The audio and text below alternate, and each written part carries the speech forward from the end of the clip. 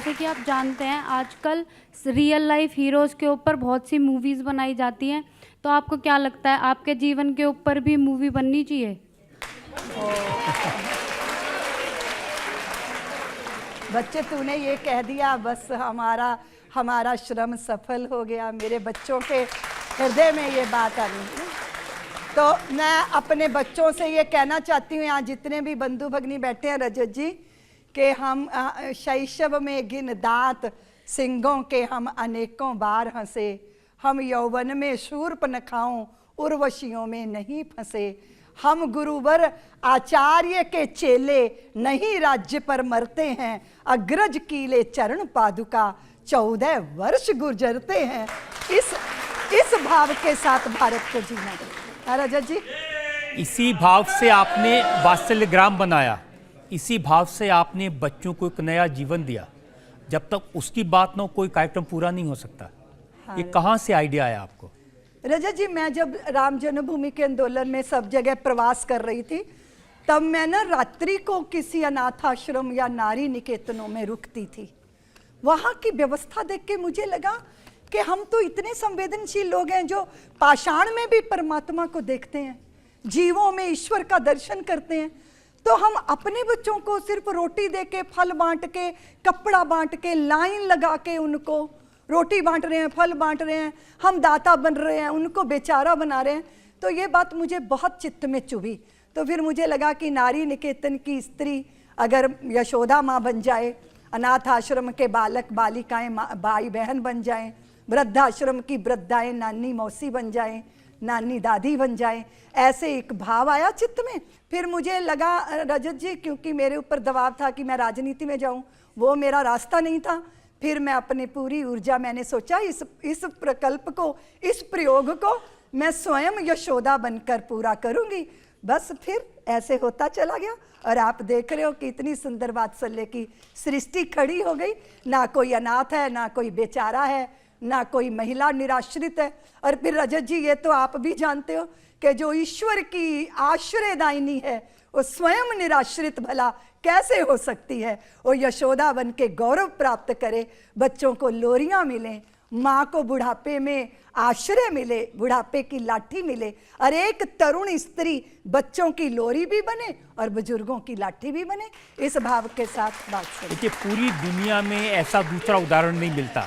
और अब मैंने सुना है कि आप लड़कियों के लिए सैनिक स्कूल बना रही हैं। हाँ जी, वो बन चुका। मेरा बहुत ये ड्रीम प्रोजेक्ट था रजत जी, कि मेरे देश की पुत्रियां छुई मुई सी ऐसे और कोमल कलिका सी, या तो कुसुम कुसुम जैसी, या तो ऐसे सिमटी सिमटी जैसी, और पैंट और शर्ट भले ही पहन लें पर मृगी जैसा हृदय जैसी, या फिर रेगिस्तान की मरुधरा की सरस्वती जैसी। ऐसा तो नहीं होना चाहिए। वो बच्चों की लोरी भी बने, बुजुर्गों की लाठी भी बने, आसमान में उड़ान भी भर सके और सीमा पे खड़ी होके सीना तान के अपनी छाती को प्रस्तुत कर सके। दुश्मन की अगर गोली भी आती है तो पीछे कदम नहीं उठाऊंगी। जैसे मेरे देश का युवा तिरंगा फहराने जाता है, या तो तिरंगा फहरा के आता है या तिरंगे में लिपट कर आता है। तो भारत की पुत्रियों को भी ये अवसर प्राप्त होना चाहिए। इसीलिए पुत्रों के लिए हिमाचल में, और रजत जी, मुझे आपके द्वारा ये समाज को बताने में गौरव हो रहा है कि भारत का सबसे पहला बेटियों का सैनिक स्कूल वात्सल्य ग्राम में बना है। बहुत अच्छी बात। एक आखिरी सवाल हम ले सकते हैं। जैसा कि सब जानते हैं कि आपने श्री राम मंदिर के लिए बहुत प्रयत्न किए, बहुत संघर्ष किए, और आज उसका सराहनीय योगदान दिया है आपने। अब मैं आपसे पूछना चाहती हूँ कि जो मथुरा में श्री कृष्ण जी का मंदिर बनने वाला है, उसमें आपके क्या फ्यूचर प्लान्स हैं? मैं ये सोच रही हूँ कि 22 जनवरी को दिवाली से भी बड़ी दिवाली हो जाएगी, और ये हो जाएगी तो कृष्ण जन्मभूमि हमारी हो जाएगी। रजत जी, मेरी एक पुत्री आई है जी, तो वो एक गीत सुनाएगी। हाँ, जरूर जरूर जरूर। सिमरन कहाँ है? हाँ।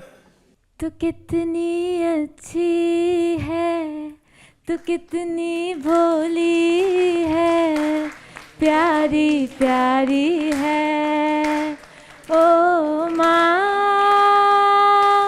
ओ माँ।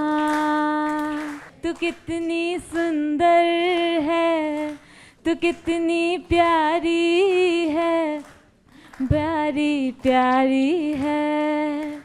ओ माँ, ओ माँ, ओ माँ,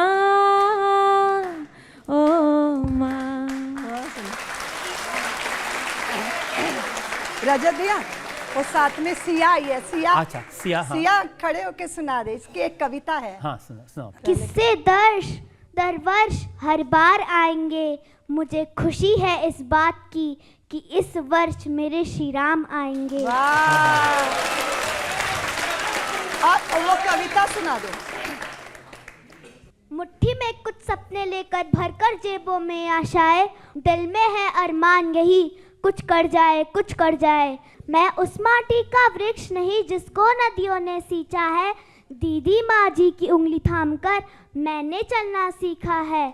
मैं वात्सल्य में लिखी कविता मुझको संस्कारों ने सींचा है, दीदी माँ जी के आंचल में पलकर मैंने दुनिया को देखा है।